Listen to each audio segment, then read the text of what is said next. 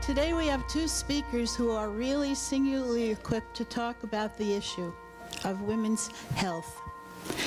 Roni Rabin, who received her bachelor's degree in writing from Oberlin and her master's degree in journalism from Columbia, was a reporter for Newsday for 15 years. Now a staff writer for the New York Times, focusing on health, particularly women's health issues, she's the author of 6 Parts Love, a book about a family facing ALS. And Margaret Flowers, MD, trained at Johns Hopkins Hospital and practiced pediatrics for 17 years. She's a strong advocate for national improved Medicare for all. She served as a congressional fellow for Physicians for a National Health Program, serves on the Leadership Council of the Maryland Healthcare is a Human Right program, serves on the, and she directs Health Over Profit for Everyone. Each guest will speak for about 10 minutes. I'll ask them some questions for about a few minutes, and then we'll open the questions to the audience. Our first speaker is Roni Rabin.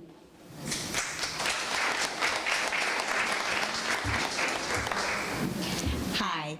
I'm going to go a little off script because I think the Affordable Care Act and Obamacare is women's health care, and I think it's on everyone's minds, and it's obviously facing some kind of change. We don't know what. I know a lot of you are probably hoping that the Republicans cannot get their act together at all for this. But I want to open up with just asking people here, how many people support the ACA, Obamacare, whatever you call it? That's kind of what I expected. I thought I knew my crowd. But who here has actually been on an Obamacare plan? Actually used one of the health care plans? Your daughter, yeah. Okay. So, you know, no one else has adult children or, okay. Adult children. Liz? Because of the 26, but she's not on an Obamacare plan. She's on an employer provided plan.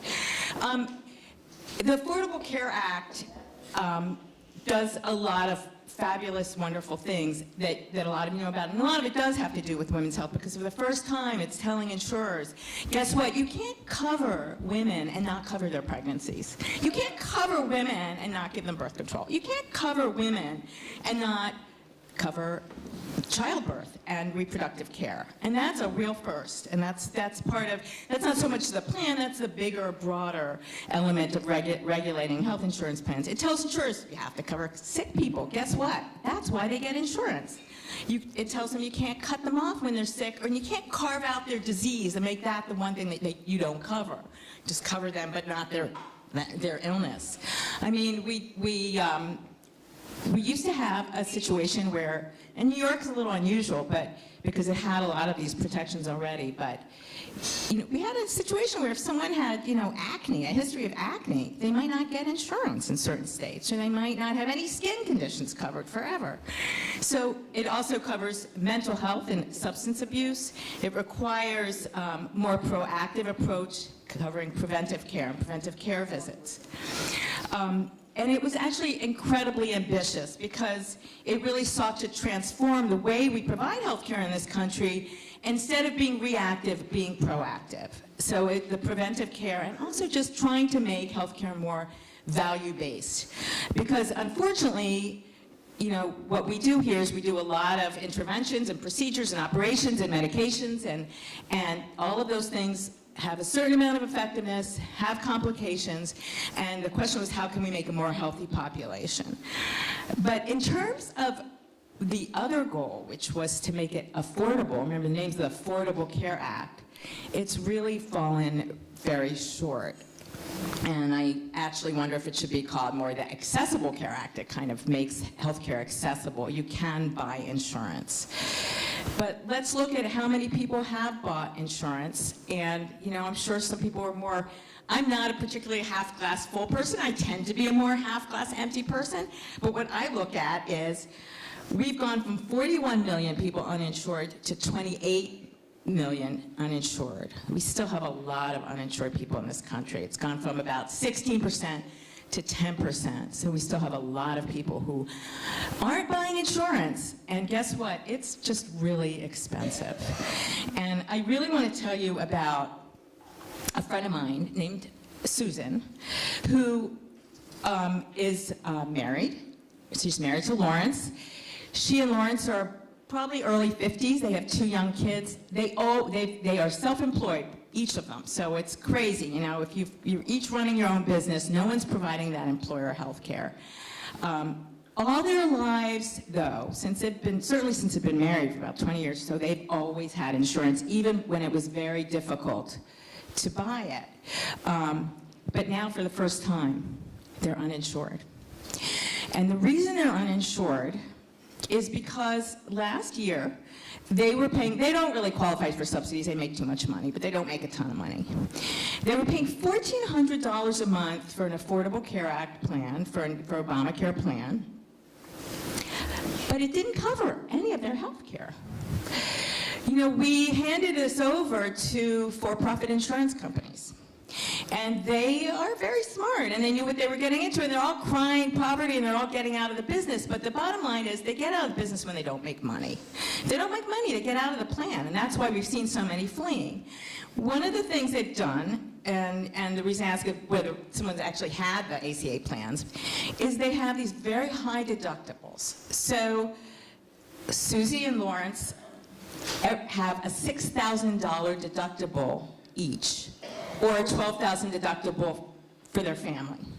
Which means that if they go to the doctor, or their kid needs their asthma drug, or she needs her thyroid medication, or they go to the emergency room, or they just see a doctor for a cold, they're paying out of pocket after paying $1,400 a month. And really, they won't really reap anything from this health insurance plan until they spend $14,000 plus $12,000 for the family. So last year she said, you know what? This is crazy. I can't afford this. They also have very small networks. So a lot of doctors just don't take it. These people live on the east end of Long Island. They were told to go to a doctor in Connecticut. They would call and say, you know, they'd call the cardiologist for Lawrence, needed something checked, and the doctor said, sure, yeah, make an appointment. We take Fidelis. He gets his appointment. Oh, we don't take that Fidelis. We don't take Obamacare Fidelis. And this is a huge, huge problem. So she's saying, what she says is, it's like the catastrophic plans. Do you remember the catastrophic plans, which were I think they were completely outlawed under Obamacare. Maybe they're trying to bring them back. Catastrophic plans were for young people who were healthy and basically needed something in case they had a big car accident. In case something, you know, really unexpected happened. But they weren't going to the doctor a lot. They weren't being covered for that. Now we've got catastrophic plans that cost $1,400 a month. So with that, I want to turn it over to Dr. Flowers, who's going to tell you, I've told you some of the problems, she's going to tell you some of the solutions. Is that on the brass plan or the platinum, your friend? You know, I'm not sure. You pay more for the gold and platinum plan up front, the smaller deductible, yeah. But they're paying $1,400 a month, so it's, you know.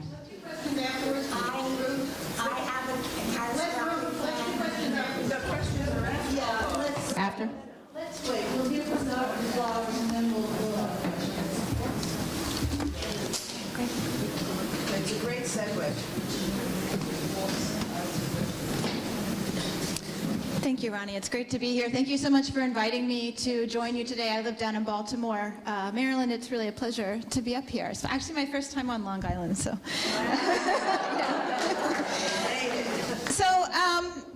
I did, in 2009, 2010, I volunteered as a congressional fellow for Physicians for National Health Program. We were optimistic having a Democratic president, a Democratic Congress, that we could actually, move things forward on national improved Medicare for all or a single-payer healthcare system. And we started meeting with the members of Congress very early on in December, actually. I started meeting with members and saying, as you move forward with this process, what we would like you to do is compare what you're putting together with what we're advocating for our legislation, and just compare them on two things: how many people are covered and what the costs are. And initially we were told, oh, sure, that makes perfect sense, of course we'll do that.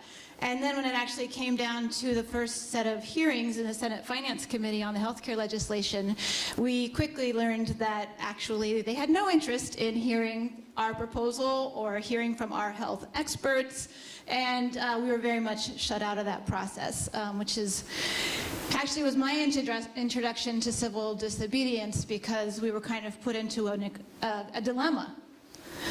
We're being shut out right at the very beginning of the process. Do we just go away and say, okay, we give up? Or do we stand up and say this is wrong? So that's what we did. 8 of us stood up in the Senate Finance Committee and said, you're not including the voices of health experts advocating for what the majority of people in this country want. And we were all arrested for that. But that aside. So what that taught me, and it's, and the single payer movement, which I've been involved with for a long time, every year that the Democrats put their platform together, our voices are in there saying, put Medicare for All in your platform, and they still refuse to do that. Bernie is an advocate, but we saw what happened to Bernie. So where are we with the Affordable Care Act? We now have, as Roni said, 28 million people with absolutely no insurance. We have tens of millions of people who are underinsured, like your friends, who have health insurance but couldn't afford to use it. We also have continuing medical bankruptcies, bankruptcy due to medical illness. That's the #1 cause of bankruptcy in the United States. And about 80% of those people have some form of health insurance and still go bankrupt. This doesn't happen in any other country.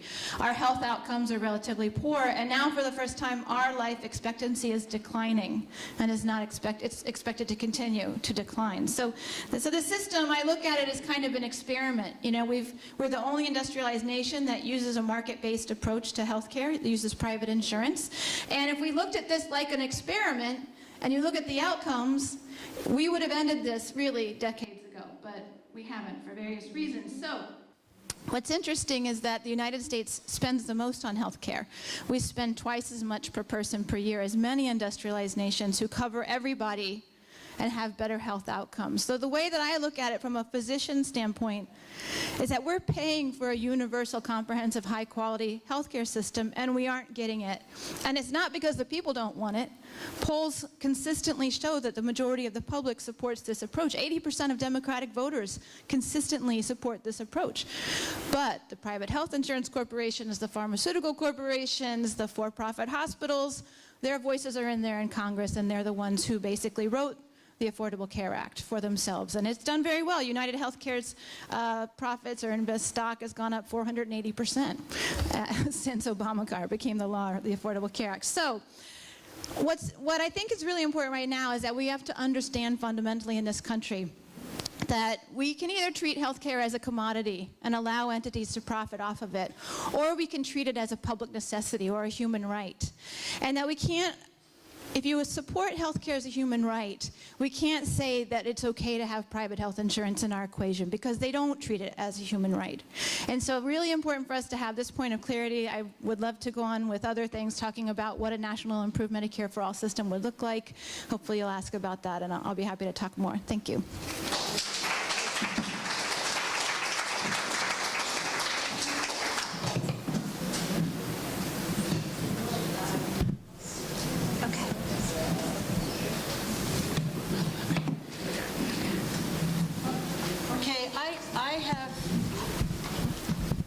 I have a few questions specifically about women's health, and then maybe we could go back to the idea of taking care of women's health with health care for all.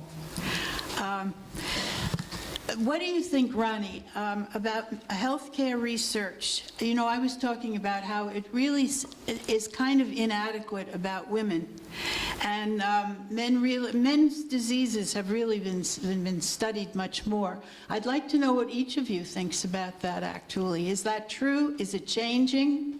It's a mixed bag, so we have to be careful. If you look at the research allocation, government research money that's given to breast cancer research and compare it with the amount that's given to prostate cancer research, there's much more for breast cancer, actually. And you could argue prostate cancer is generally less lethal, but there's a huge, huge, huge gap, actually, in that.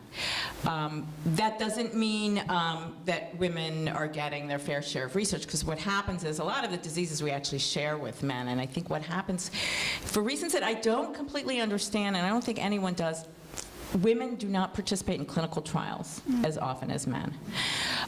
And it's not clear whether physicians are reluctant to recruit them, whether they're reluctant to participate. We saw with the Women's Health Initiative, they were not reluctant. We had huge participation. We had very good adherence. Women are interested in this. Women tend to be altruistic.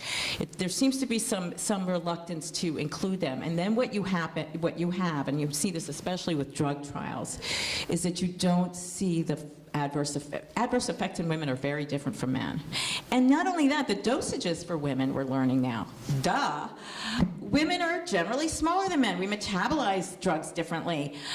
We're not going to have the same adverse effects and the same complications, and the vast majority of participants in clinical trials are men. So that's one of the places we have a big problem. I think this got a lot of attention a few years ago with Ambiens, was it sleeping pills?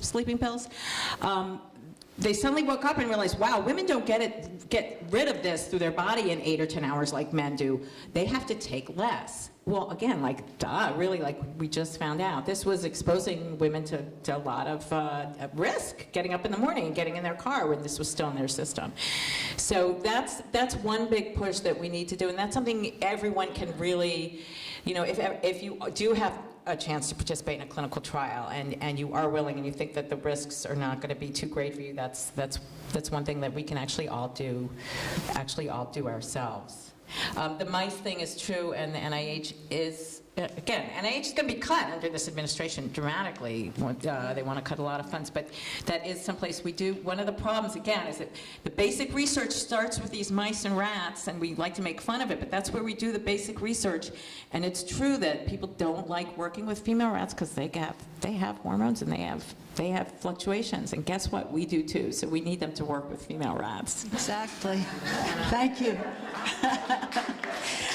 I have a question about breast cancer. I know that you've done a lot of writing about breast cancer, and could you talk a little bit about prophylactic breast removal and the idea that some women want to go flat, not have reconstruction at all after surgery? Yeah, this was a story I wrote about recently. I don't know how many women want to go flat. What's happening is much more women and their doctors are taking much more aggressive approaches to not only cancer diagnoses, but early cancer diagnoses and genetic mutations that put people at risk for breast cancer. And what we're seeing increasingly is that women who have a small lump or even something called a 0-stage cancer in one breast will opt to remove both breasts, and often planning to have reconstructive surgery. And if you ask any physician who's really studied this, it does not give them a survival advantage. There's certainly no study that's found a survival advantage, because the risk of having a cancer in the other breast, in the healthy breast, is pretty low. But a lot of women just don't want to have anxiety hanging over them, and you can understand that. But again, we do have to think about the fact that this may be upsetting to people, but the doctor is going to earn more money when he takes off 2 breasts than 1 breast. And increasingly surgeons are offering this or encouraging this, even though all of the medical societies are saying not to do that because it does not prefer an advantage. The other thing that I've written quite a bit about is reconstructive surgery, which is now covered by insurance, which is great, but it is rife with complications and difficulties. It's not an easy thing. It's not perfected. It's not.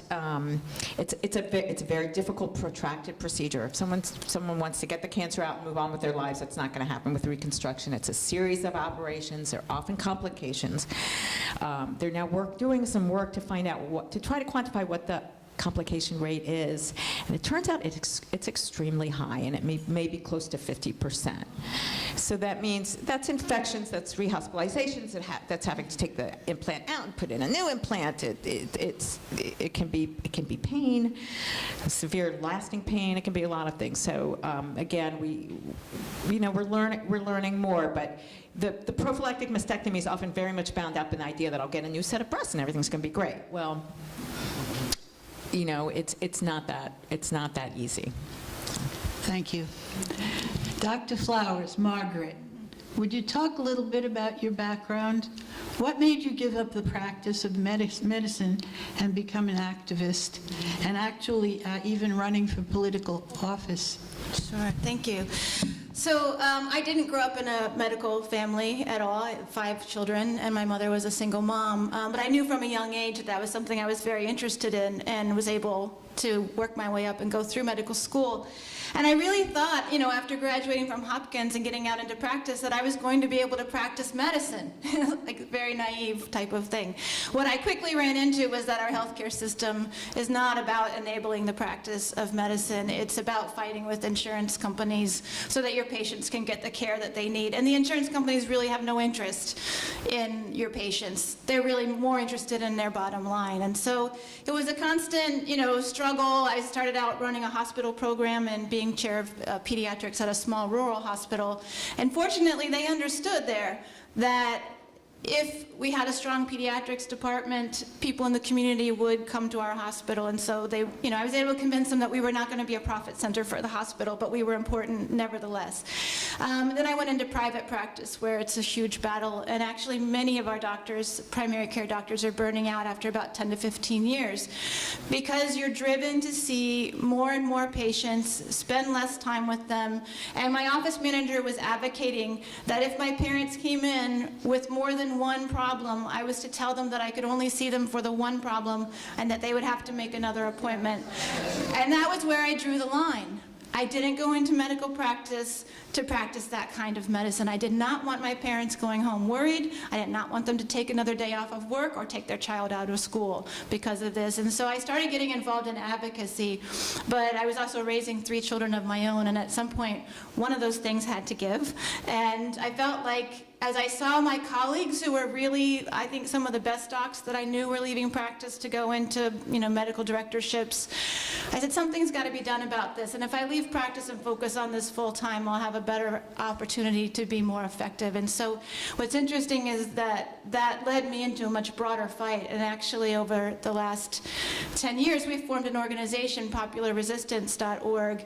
And it's really been, for me, a journey of trying to figure out how do we affect political change. And at our organization, we've run a number of campaigns and have had some unexpected victories that people didn't think that we could win. And that's what we're modeling our current Medicare for All program over those successful campaigns. So it's been a really interesting and ongoing journey. I continue to learn as I move along. I know I go to the local healthcare, the North Shore United Health Service, and I know that now the doctors are required to complete an entire checkup. It's a yearly checkup in 20 minutes, and they actually have to document this. I don't know if this is true of other people here, but that's something new. The doctors really have to. I guess they have to see as many people as possible in a day. Yeah. I was told I could. You're talking about Internal medicine. I was limited to 1 well child visit a day because they were too time consuming. That's what I was told. Yeah. 1 well child visit a day. I do think the specialists get more time with patients because they bill at a higher rate. And the sad thing is that people are, like Dr. Flowers, are leaving internal medicine and primary care, which is really more time consuming, pays less to the doctor, and the insurance reimbursement is less. And actually, we need people who have more time, because it takes more time to kind of look at that whole person. Right. How can women be more proactive about their health? This is for both of you. Do you want to start? Is there any secret you could give us? Well, I think a lot of the things I say are probably going to be cliches, food and diet, lots of fruits and vegetables, low-fat, exercise.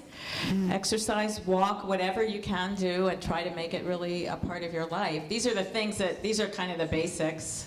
Not smoking, obviously. And staying away from all the other bad stuff that you probably know about. I mean, I don't have any secrets. Maybe the doctor does. Well, I guess my prescription would be actually activism, because they're,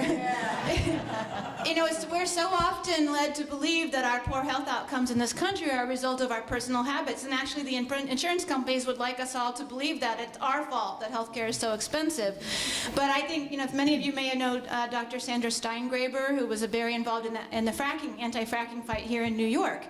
And she wrote a book about her children and how she was greening her home and trying to protect them, from toxic cleaning chemicals and, non-organic foods. But the minute you step out the door and you're breathing the air that's polluted by fracking, or you're drinking the water that's polluted, or you're going to school and you're eating foods that contain, these highly processed, very unhealthy foods, you can't protect your children just, inside your house. So I think our poor health outcomes are because we don't have a health system that has health as the bottom line. Because in Europe, where they do pay for their health care through the government, they have much stronger policies protecting the public health. And so that's what we need to be doing, is advocating in our communities for cleaner water, cleaner air, healthier food, more walkable communities, better public transportation, all of these things, green energy, if we want to actually have a healthy society.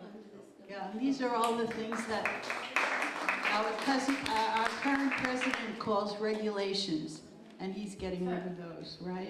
Yeah. Okay. I do want to add one more thing. It is true that we are facing, it's not just the medical issues, what's going on with the environmental regulations is going to affect all of us. And because so much has been going on, I don't know if people even noticed that recently the Environmental Protection Agency has been studying a particular pesticide, an organophosphate pesticide called chlorpyrifos. For 10 years, their scientists have been studying it. They've come out with 2 major reports that have said this should be banned. It has already been banned from household use since 2000. So it's not your Raid anymore, and it's not your Hart's flea collar. It kills roaches and bugs. But it is still used on crops. It's still used on agriculture, everything: apples, strawberries, oranges, corn, wheat, everything. It has been tied. The reason it was banned from Raid and from use in apartment buildings is because it was tied to severe brain damage in rats. I don't know if they were female or male, but they were all very severely affected by exposure to this. And it was actually taken out of household use, but it's still sprayed on farms. And it is mostly sold by Dow Chemical. And if you look at Dow Chemical, the head of Dow Chemical is very tight with the man in the White House. The new EPA administrator, Scott Pruitt, came in and said, you know what, I don't care what the scientific report said. I don't care that the courts have told me 2 years ago that I should have acted on these petitions by environmental groups to get rid of this completely. The court called the delays egregious in 2015. He just went to court, and they brought him back to court yesterday, and he just basically said, I'm not doing this. So we're going to see if, again, maybe the courts are going to be the last bulwark for us in that. That's one thing. In terms of personal health, though, there is another suggestion I would make, which is that any time that you are considering a procedure or a medication or an intervention of any kind, do your research. Don't just trust your doctor.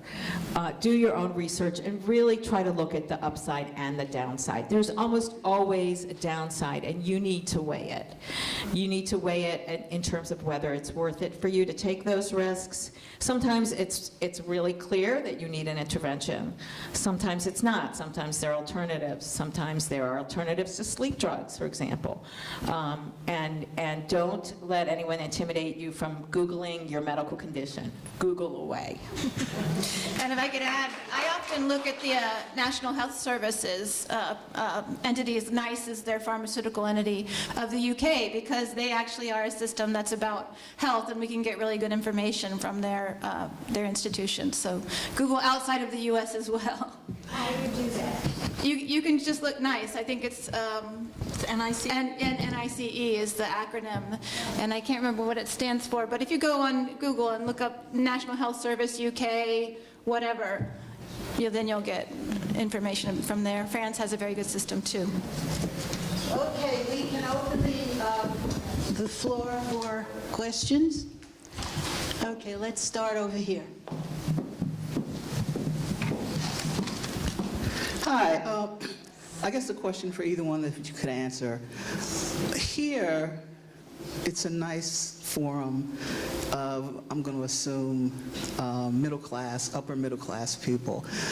But Marie kind of alluded to this at the end of what she was speaking about in the last session. How do you break those cultural barriers when you're dealing with healthcare? Because people's thoughts and ideologies are very, very different in a lower socioeconomic community where it is very acceptable for a teenage girl to be pregnant and to have a child. It's not ostracized, it's not looked down upon, it's part of the culture. And so to say, this is the things that we need to do, you're not going to reach that culture because they don't have the same beliefs. It's like speaking to people that speak a different language. So how do you overcome those barriers in this kind of a setting? What's next? What do you do to cross over and to get ideas that are valuable to everyone, to make someone who's not understanding your language see what you're talking about? That's a great question, and really that's a lot of what our Healthcare is a Human Right campaign is in Maryland. Our local campaign is that making the connections between health and so many other issues. The majority of our health outcomes are really related to social factors, the social determinants of health, like level of education, income, how much stress is in your life, what your environment is like, and even in issues like in Maryland, we have a lot of issues around transgender issues because our clinic that we had in Baltimore that was doing excellent, multidisciplinary health there, then became more of a for-profit entity, and they changed their whole model, and that was a huge fight. So we connect into these other fights that are going on. And just in general, I work on a broad range of issues. Health is one of the many issues that I work on. And throughout my work, it's always about connecting, making connections between the different things that we're working on. In Baltimore, the medical students at the medical schools came out when we had the uprising a couple years ago, when we had finally had enough with the police brutality in Baltimore, and a young man named Freddie Gray was killed and people took to the streets. We immediately mobilized doctors and medical students to come out and march in solidarity and to provide medical protection, to be there if police tried to get rough with protesters. And actually that happened to one of my friends. He was attacked for live streaming by a lieutenant and knocked to the ground, and we were able to advocate to get him to a hospital instead of being taken to the detention center. But these are the kinds of things that we need to do. We need to show up and work in solidarity and listen and connect all of our issues. I don't know if that answers your question, but. I'd like to know how we can get the same health care that our congressmen, senators, president. That's what we should be. We want the same health care that you want to take away from us, where you get helicopters taking you, you get a new heart. The best care for the rest of their lives, for their family, and which Trump will be getting when he leaves office. That's what we should be. We want the same care that you want to deny us. Yeah. That's actually, when I ran, I don't have health insurance, and when I ran for office, I made a pledge that I wouldn't get health insurance until everybody had health coverage. But the thing is that we have a solution. It's proven. If we had taken the three systems that we have in the United States, we have a socialized system through the VA, we have a single-payer system through traditional Medicare, and then we have a privatized system through health insurance. If we had looked at the merits of those three systems, it would have been extremely clear that either Medicare or a VA-type system would give us the best healthcare system. We have to be really clear about that and advocate. I came out of my experience in Congress with a new acronym, ICU, which many may recognize, could stand for Intensive Care Unit, when we have a healthcare crisis, we need the ICU. I, as independent, we have to work on our issues independent of the politics or the political parties, because the Affordable Care Act, in the end, became a matter of President Obama's legacy. And it was no longer about what was best health policy. And a lot of the members of Congress I spoke with said, I'm going to hold my nose and vote for this, even though I know it's not a good bill, because I have to do this for my president. And of course, Dennis Kucinich was the last one to hold out, and they completely ruined him over that. We have to be clear about what works and what doesn't work. We were told that the Affordable Care Act would be affordable, guaranteed universal health care, and we knew from the beginning it was never going to be any of those three things, but that was all that people were being told in the media. And we have to be uncompromising. We are so often told that politics is about negotiation and compromise, and that when it comes to fundamentals like health care, there is no compromise. We are paying for a universal health care system, and we aren't getting it. And so they tell us to compromise because they're taking our power away. So these are the three things: be independent, be clear, and uncompromising in our demand for single payer, and then we will get it. If you were running again, I'd vote for you. Thanks. Well, you know, thank you. I just want to remind people, though, the reason this Affordable Care Act came out in the mushy way it did is because it was clear the Republicans were not going to go for a single-payer national health system, and this was actually modeled on Mitt Romney's Massachusetts plan. So, I mean, I think it's very interesting and somewhat ironic that the Republicans hate it so much when actually they did play a big role in shaping it. If I could respond to that, because that's the narrative that people are so often told. But we were there before the Affordable Care Act was even going into Congress, because I've been active in this issue for a long time. And we saw how Massachusetts was used as a model for the national plan. And after that, Robert Wood Johnson was funding other states to put forward the Massachusetts model that was going to be the national plan. And in the summer of 2008, an organization that was created with tens of millions of dollars called Healthcare for America Now, named very similarly to the single-payer organization Healthcare Now, which is commonly done to confuse people. And that organization was used to convince people that they couldn't get single-payer, that you had to go for something called a public option, because that was all that you could get. And people fell for it. And we knew in March, I was sitting in the Center for American Progress in March of 2009 when Max Baucus says, the public option is just a bargaining chip. It was never meant to be in the final legislation. They weakened it in the House, and in the Senate in December, when the public started pushing back and the senators were looking at introducing a public option into their bill because of the pushback they were getting from the public, the White House and leadership whipped against that and said, don't put that in that bill. They wanted to go to reconciliation and be able to strip the public option out of the final legislation. It wasn't in the white paper. It was never meant to be in that final bill. So to me, this was all about politics. It was all about manipulating the grassroots.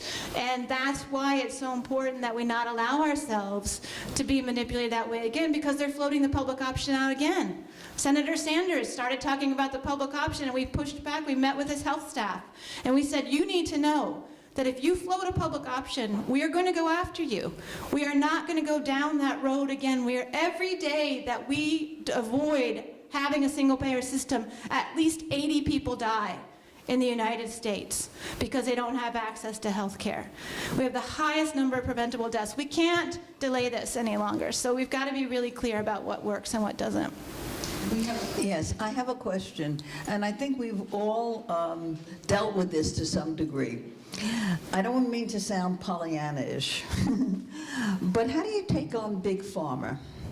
We all watch television, and we all see, you know, beautiful pictures of people on the beach, and they're all happy, and there's music in the background. You have arthritis. But you end up, by the time the ad is over, with cancer, a heart condition, bleeding. There was one, Humana, or one of them, bleeding is mentioned about 7 times. They have disclaimers. We all know there are lobbyists in Washington. They have disclaimers. They pay these lobbyists millions of dollars to put a disclaimer in. So as long as you say that you can get cancer from arthritis, or that you can get a bleed from, you know, internal bleeding from some pain of some sort, it's okay. Years ago, the Food and Drug Administration didn't allow drugs to go on the market if they knew that it could cause such problems. I think that's a major thing. I'll just give you a quick example. I'm a relatively healthy person, but my blood pressure went up. So my doctor went to 100, it used to be 120 over 80, but it went to 160 for various reasons over 90. So my internist gives me a prescription. Well, I didn't take it. So I'm on the computer, and there's a female doctor from Austin, Texas, and she also has a master's in nutrition. And she says, there are 4 blood pressure pills that you must never take. And so I said, gee, let me look and see what he gave me. Number 1, it can kill you. I don't know how, but I didn't, should I name it? Lisinopril? I don't know if anybody's on it. She said, don't take it under any circumstances. And she goes for all the natural stuff. Okay, then I hear that 407,000 complaints, 407,000 complaints were sent to the Food and Drug Administration or somewhere for the people who took it. I mean, we've all seen those things. Let's get an answer.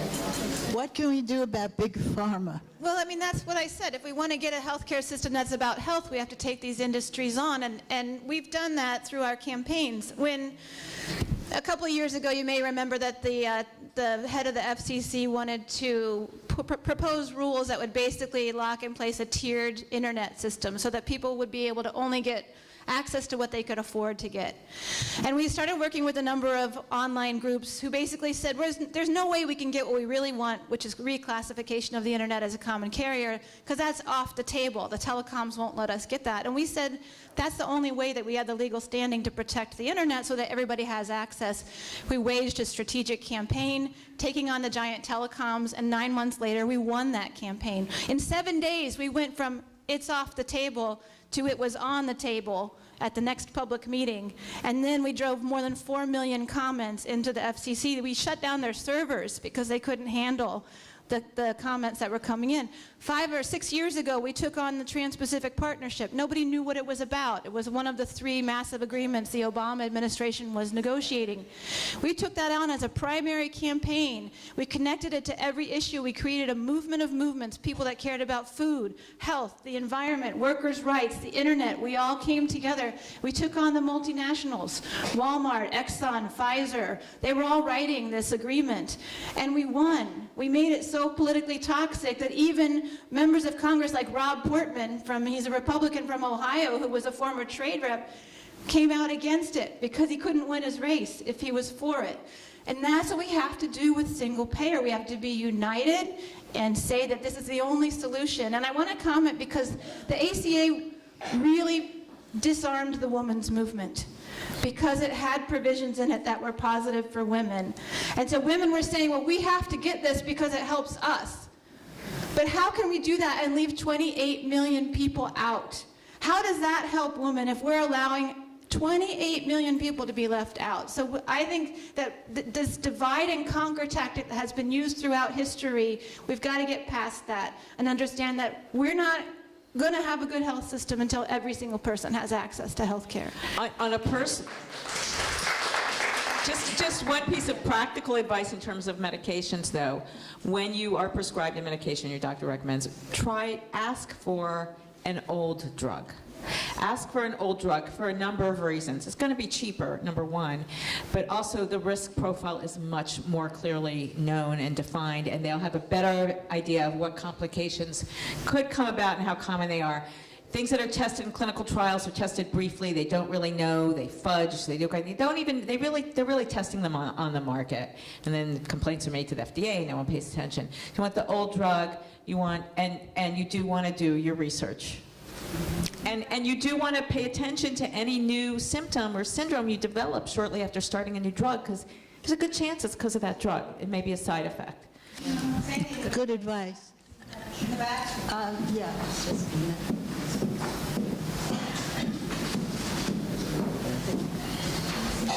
Hi.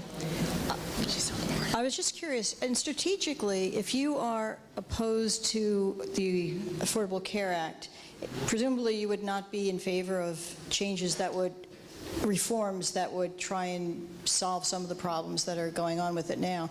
Do you think that it'd be better to see an outright appeal and see the system crash and burn, and then move on from there to, single payer? I mean, what's your strategy in terms of the context of a Republican presidency, Republican-controlled Congress? Well, I mean, it's the same as it was in a Democratic-controlled Congress. Neither one of the parties are for a national improved Medicare for all health system. It's about educating, organizing, and mobilizing people to make that the demand. It's about running for office to be able to have a platform to make that demand. It's one of the reasons I ran for U.S. Senate in my state against Chris Van Hollen, who claims to be a progressive. He's far from it. He's one of the most Wall Street members of Congress that there is. So it's about that. Now, I don't ever, as a physician, I'm not going to say take health care away from people. I'm not going to say, repeal the ACA and let's then have a terrible, nobody has anything. We did fight, and we will fight to expose the Republican plans, the changes that they're making, but we will also fight to expose the Democratic plans. We know that there are Democratic senators that are talking about introducing public option bills, introducing bills that would lower the age of Medicare, and these will be used to get the public to say, oh, we can fix the ACA, but we have to understand that fundamentally there's no way to fix it. Unless you want to throw hundreds of billions of more dollars into it so that you can subsidize the insurance industry and so they'll maybe lower their premiums if we can satisfy them enough. Private health insurance is a financial instrument. It's designed to make money for the investors. It does that by raising premiums as high as possible, shifting as much of the cost onto you, and restricting the networks. So when they were allowed, they were required to cover people with pre-existing conditions, but they were given 2 outs. They could make ultra-narrow networks that restricted the major medical centers where people actually have to go when they have serious conditions, and they could drop out of geographic regions if they weren't profitable enough. So we can't fix this. We need to be clear in that. And so I'm not saying get rid of the ACA, but I'm saying let's educate and organize around a real solution. Any other?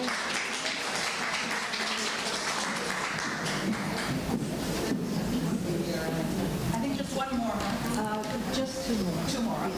I have a question for Roni, which I had wanted to ask earlier, and I wrote it down because otherwise I would forget it. I'm a retired New York City teacher who happened to love my profession. I really loved it. I was very lucky. Through the UFT, which is a wonderful teachers union in New York City, I have catastrophic insurance. And you had said, I thought you denigrated catastrophic insurance. Am I wrong? Maybe I was wrong. Well, it's limited to, it covers only certain things, right? Right. But I also had other insurance through the UFT. Okay. And I had ovarian cancer when I was 61, so I did not have Medicare yet. And the catastrophic insurance really helped me.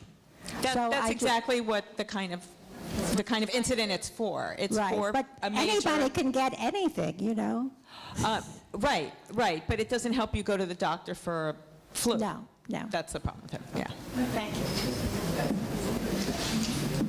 And I think a lot of those plans have been phased out because of ACA. They don't conform to the ACA rules, yeah. Hi, this question is for Margaret.